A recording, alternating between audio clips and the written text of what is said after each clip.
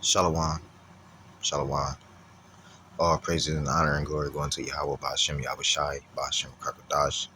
Double honors to the elders and apostles, a great millstone salutation to all you occupants out there pushing this truth with all honesty and sincerity. All right, by way of going out on the highways and byways, the streets, teaching and preaching, and also by way of the internet. Shalom to you very few sisters out there listening and learning. You Akwaf. This is your brother Nayap, and I'm back with another news update. It's for fair use, fair use, fair use, fair use, fair use, fair use, and for educational purposes only. Without further ado, I'm going to go ahead and get into this video. I'm probably going to comment on maybe one or two of these videos, but that's about it. So let's go.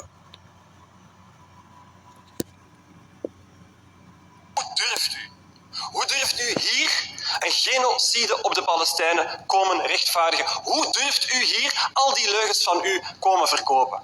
Jullie zijn het, die al 77 jaar lang apartheid en bezetting organiseren in Palestina. Jullie zijn het, die het Palestijnse land blijven koloniseren. Jullie zijn het, die vandaag een genocide uitvoeren. En jullie willen het Palestijnse volk uitroeien, maar dat zal jullie niet lukken.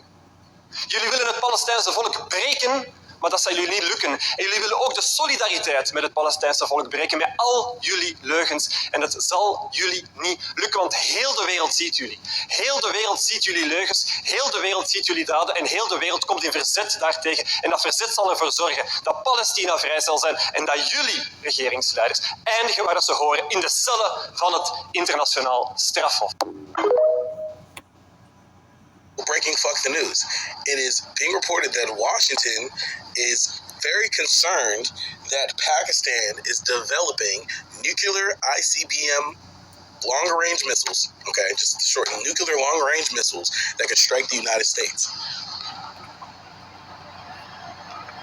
I had to read that article 4 fucking times from different sites.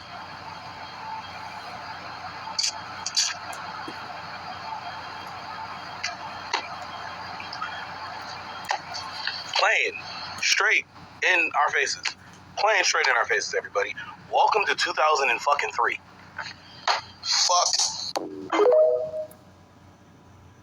Breaking news. Trump just banned all permanent residents from leaving the U.S. If you are abroad now, you can't come back. This isn't just about illegal immigration anymore. Trump's new executive order affects everyone. Green card holders are stuck in the U.S. Legal residents are locked out. Your family vacation becomes illegal. The New York Times leaked the White House draft. 45 countries are now on Trump's red list, implementing extreme entry restrictions on their citizens, even if they have valid visas, even if they have lived here for decades. 8.7 million permanent residents suddenly unable to visit dying parents overseas, can't attend their weddings abroad. Trump claims this is to protect American jobs, but economists say it's economic suicide. Tech companies lose foreign talent. Hospitals lose specialists. Universities lose top researchers. The real question that bothers everyone, is this about security or is it killing the American dream? Permanent residents are not illegal immigrants. They pay taxes, work legally, and raise American children. Now, they are prisoners of their adopted country. Breaking news. Trump just banned all permanent residents from leaving the U.S. If you are abroad now, you can't come back. This isn't just about illegal immigration anymore. Trump's new executive order affects everyone. Green card holders are stuck in the U.S. Okay, so this keeps getting worse. Apparently a fire broke out at a place called BioLab, which is a chemical plant in Rockdale County in Georgia, in Conyers, Georgia, and it's resulted in the evacuation of tons of people in the vicinity of that area. The sheriff's office said they evacuated everybody around the area near BioLab on Old Covington Highway on Sunday morning after the fire broke out, and they're telling everybody else to shelter in place for the time being. Now, after the fire broke out at about 5:30 a.m., it was contained to the roof. However, when water from the building's sprinkler system mixed with water-reactive chemicals and wiring, it ended up sparking another fire, and it's unclear what the chemicals are exactly. As you can see, there's massive plumes of black and brown smoke floating off into the air around that area. They've been trying to remove pallets that have that water-reactive chemical, and they're trying to pull as many of them out of there as they can, but they're saying that it's going to take all day. Apparently, Federal Environmental Protection Agency and Georgia Environmental Protection Division are both on site trying to test the air to see if they can get an idea of what the plume actually consists of so they can give people an idea. The year that the Messiah is coming, the kingdom of Iran and Persia will rise up again. They said the kingdom of the Messiah is coming, right?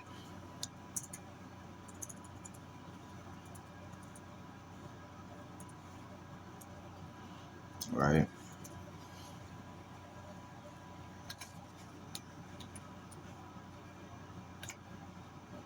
Give me 2 seconds.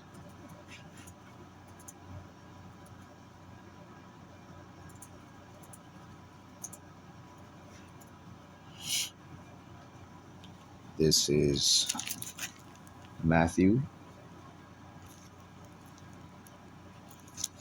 chapter 24 and verse 36. It says, "But of that day and hour no man knoweth."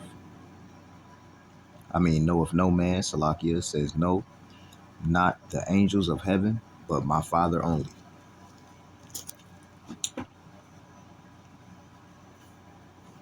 He don't know what he's talking about. Against us. And this is all a sign of Mashiach. And what's going to happen then? Mashiach is going to stand on the roof of the Beis Hamikdash. I got another scripture.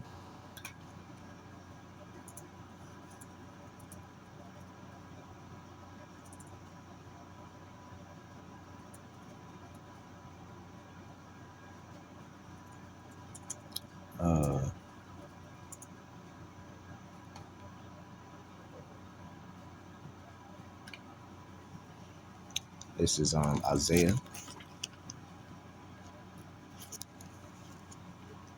chapter 8 and verse 20.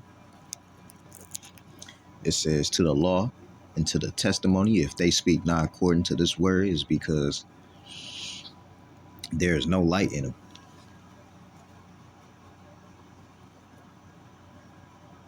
Okay.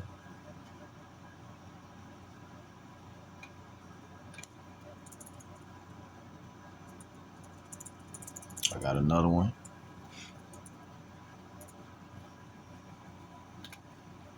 This is 2 seconds. This is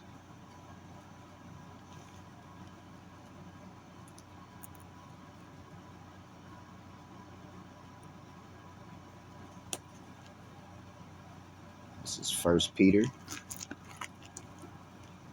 All right, chapter 4 and verse 11. "If any man speak, let him speak as the oracles of God. If any man minister, let him do it." Let him Salaki, I'll start back from the top. First Peter 4 and 11. It says, "If any man speak, let him speak as the oracles of God." It says, "If any man minister, let him do it as of the ability which the Most High giveth, that the Most High in all things may be glorified through the Anointed One, to whom be praise and dominion forever and ever. Amen." All right.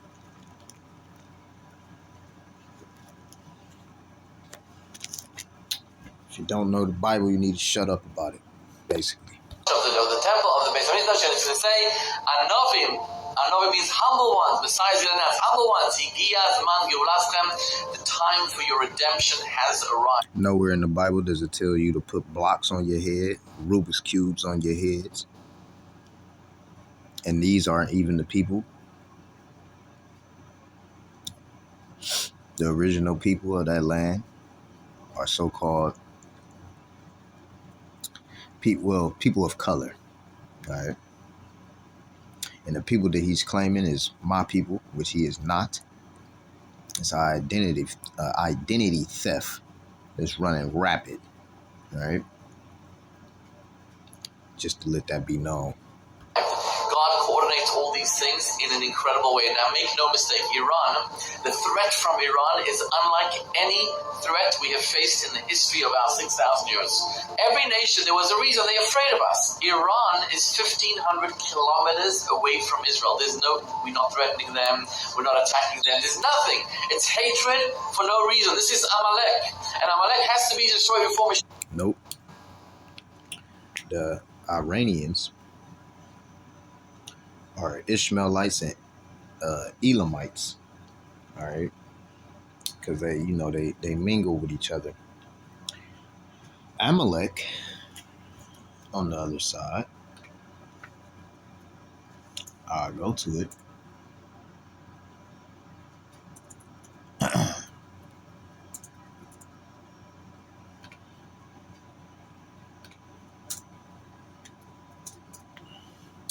Which is going to be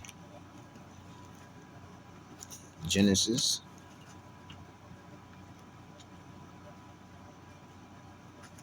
All right, Genesis chapter 36. I'm gonna start at 8. It says, thus. Well, let's go to Genesis 25 and 5. 25 to 25 first. Right? 25 and 22. 21. Genesis 25 and 21. And Isaac entreated the Lord for his wife because she was barren, and the Lord was entreated of him, and Rebekah, his wife, conceived. Verse 22, and the children struggled together within her, and she said, if it be so, why am I thus? And she went to inquire of the Lord, and the Lord said unto her, 2 nations are in thy womb, and 2 manner of people shall be separated from thy bowels. It says, and the one people shall be stronger than the other people, and the elder shall serve the younger. And when her days to be delivered were fulfilled, behold, there were twins in her womb, and the first came out red, just like as you see as this man on the screen, all over like a hairy garment, and they called his name Esau. And after that came his brother out, and his hand took hold on Esau's heel, and his name was called Jacob. Why didn't they mention Jacob's color? Because Jacob was a brown child, a dark brown child. Esau came out red. Now, when you go to Genesis chapter 36 and verse 8, it says, thus dwelt Esau in Mount Seir. Esau is Edom. When you go down to verse 12, it says, and Timnah was concubine to Eliphaz, Esau's son, and she bare to him Eliphaz, Amalek, which is the man on the screen. These were the sons of Adaiah, or Ada, Esau's wife, or Adah, Esau's wife. So once again, this is a stolen identity that's going around, and this fit the person that's on the screen as a stolen identity. Neither do he knows the Bible. Moses calls the enemies of the Jews, he calls the enemies of God. Whoever hates a Jew hates God. Yeah, but the thing is, you're not those people. All right? We call these people, as the one you seen on the screen, the JOOS, or I like to call them the fake J's. You know how you get real Jordans and fake Jordans? Oh yeah, that's some fake J's right there. All right, them fake Jordans. Let's continue on.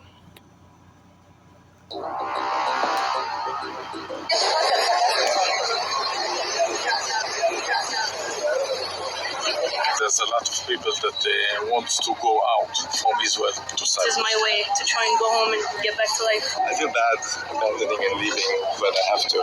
You know, some people have to go, so they look for the best option for them.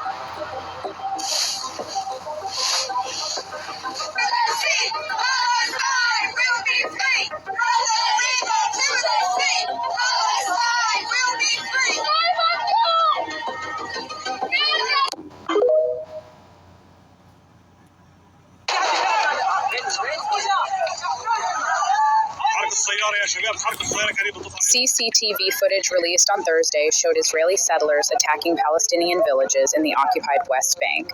The Palestinian Health Ministry said 3 people were killed. Over 100 settlers entered Kafr Malik near Ramallah on Wednesday evening, setting property ablaze and firing on residents, according to Najib Rostam, head of Kafr Malik. The Israeli military confirmed the arson, stating 5 settlers were arrested. See, wherever Esau, Edom go, these Edomites go, these so-called white people go, it's always chaos and destruction. Here it is. Here it is. You got these people that go, to other people, places, people who mind their fucking business and just start lighting they shit on fire. Oh, let me get this scripture.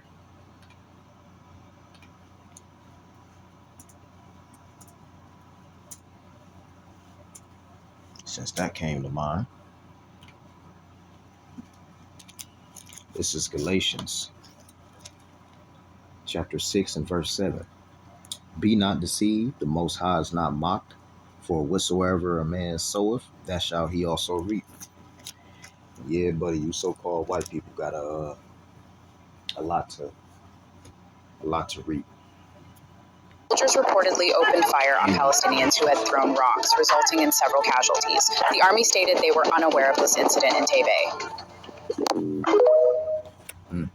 The United States Supreme Court has allowed states to cut off Medicaid money to Planned Parenthood in a ruling handed down today. The court split 6-3 in the ruling, with the 3 liberal justices dissenting. Public health care money generally cannot be used to pay for abortions. Medicaid patients go to Planned Parenthood for things such as contraception, cancer screenings, and pregnancy testing. South Carolina's Republican governor says no taxpayer money should go to the organization. The attack is now on the United States to bring down the United States as the ruling state in the world. But in the process of bringing it down, the United States has some very important work to do for Israel. I can identify tonight 2 very important things that the United States has to do for Israel. There are many more, but there's no need to do more than simply 2. In order for Israel to succeed the United States as a ruling state in the world, not only must the U.S. economy collapse and the U.S. dollar collapse, and when the U.S. dollar collapses, it brings down the whole world of paper money with it. And if you don't believe me, just wait. Just wait. Not only must the United States collapse its economy and its money, but in addition, Israel has to wage a big war, which even non-Muslim political analysts are now anticipating. A big war. Even Jews now within Israel, I'm getting emails, even Jews within Israel, Jewish academics who are up in opposition to the Sharon government, they are now understanding that there's something big about to happen. And they're warning the world about it. Of course, too late now. Israel has to wage this big war, which is already planned long ago. And the territory of the state of Israel will dramatically expand.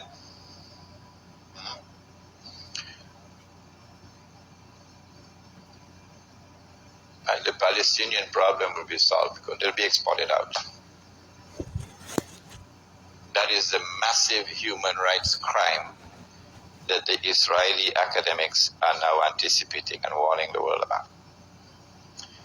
But in addition, in order for Israel to become the ruling state in the world, not only must she take control of all of this territory, she must also control the oil. Look, man, y'all better Not happy with what Putin's doing. He's killing a lot of people. And breaking news, Trump just warned Putin he's playing with fire, and an hours later, the world saw exactly what he meant. At 3 a.m. local time, massive Russian airstrikes rained down on Ukraine's eastern front. Explosions lit the skies over Kharkiv and Dnipro. Dozens injured civilians sheltering underground. Trump responded fast, calling it a reckless provocation and warning that the next step may not be reversible. But here's what makes this different. NATO jets scrambled. Polish and Romanian air bases activated emergency protocols. U.S. Navy destroyers in the Black Sea went to high alert. This wasn't just a warning shot. It was a message from Moscow and from Trump. Critics say Trump's fiery words might have escalated the attack. Supporters say he's finally drawing a red line. And in the middle of it all, millions of Ukrainian families are left wondering what happens next. So we ask you, is this leadership or gasoline on a global fire? Is war now inevitable? Drop your thoughts in the comments. The world is watching, so are we. Not happy with 6/27/25 in Aurora, Colorado at Delmar Park. It's being said that the white supremacy hangs Hispanic male. 6/27/25 in Aurora, Colorado. Israel is threatening to break the ceasefire. Of course!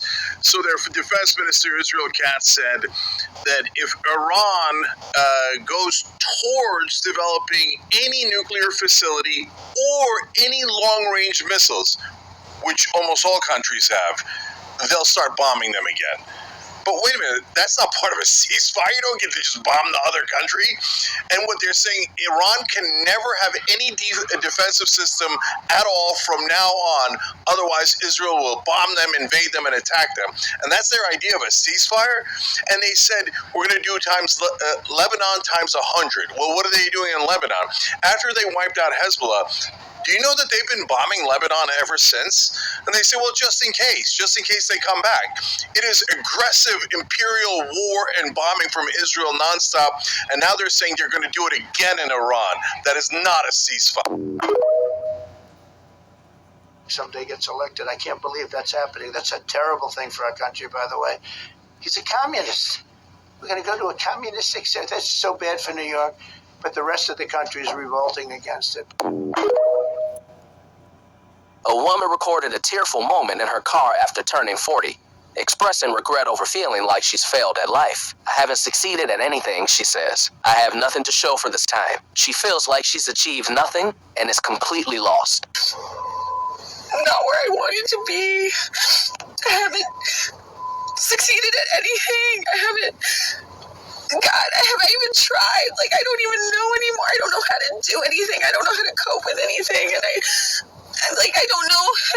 I did this whole growing thing wrong. Like I'm supposed to be an adult. I'm supposed to be able to handle these things, and I can't handle anything. And I literally am just realizing, like, it's been 40 years of this, and, like, 40 years of just being confused and not knowing and, like, figuring things out slower and, like, not, like, I haven't built anything. I have nothing, like, to show for this time.